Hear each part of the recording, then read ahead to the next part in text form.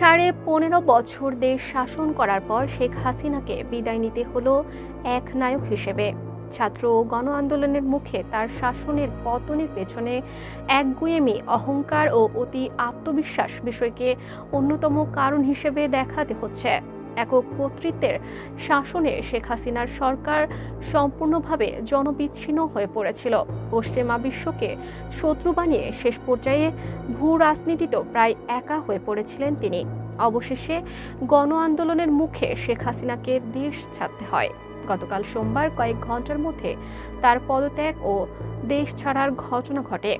আওয়ামী লীগ সভাপতি শেখ হাসিনা গতকাল দুপুরের আগে প্রধানমন্ত্রীর পদ থেকে পদত্যাগ করেন।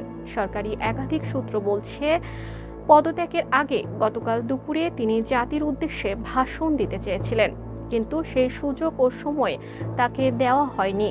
শেখ হাসিনা দুপুরের আগে বঙ্গভবনে গিয়ে রাষ্ট্রপতি মোহাম্মদ শাহাবুদ্দিনের কাছে পদত্যাগ করেন।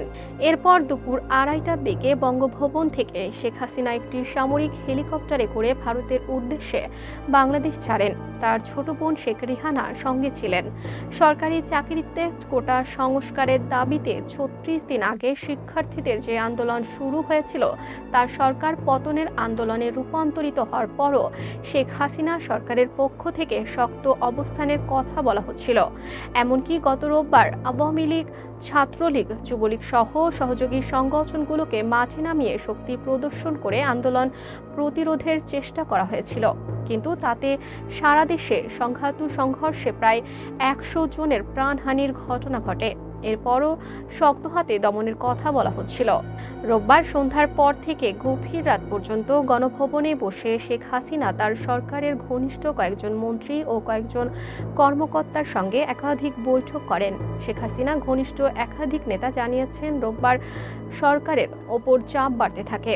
এরপর পরিস্থিতি তাদের নিয়ন্ত্রণে থাকবে বলে তারা ধারণা করেছিলেন, কিন্তু চাপ আরও বাড়তে থাকবে। গতকাল সকালে তারা বুঝতে পারেন তাদের সময় শেষ হয়ে গেছে।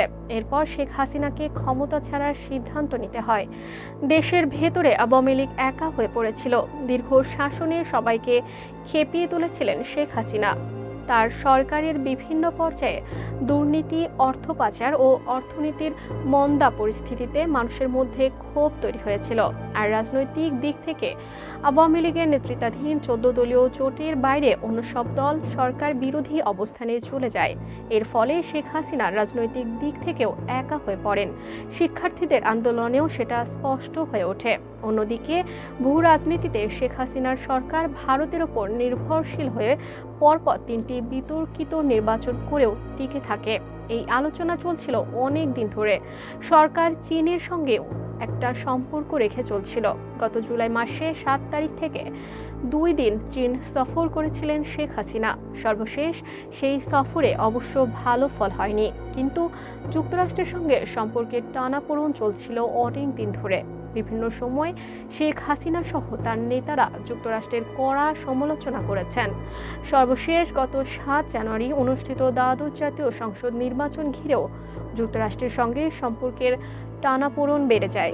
তবে শিক্ষার্থীদের আন্দোলনকে কেন্দ্র করে শেখ হাসিনা ও আওয়ামী লীগের দেশের মানুষ ও শিক্ষার্থীদের প্রতিপক্ষ বানিয়ে ফেলে। এতে একেবারে একা হয়ে পড়ে তারা। এখন শেখ হাসিনা দেশ ছেড়ে গেছেন। আওয়ামী লীগের নেতারাও কেউ কেউ মনে করছেন শেখ হাসিনা দেশ ছেড়ে নিজের এতদিনের রাজনৈতিক অর্জন ধ্বংস করলেন। একই সঙ্গে মুক্তিযুদ্ধের নেতৃত্বে দেওয়া দল আওয়ামী লীগের অস্তিত্বকেও হুমকিতে ফেললেন। একই সঙ্গে মুক্তিযুদ্ধের নেতৃত্ব দেওয়া দল আওয়ামী লীগের অস্তিত্বকেও হুমকিতে ফেললেন।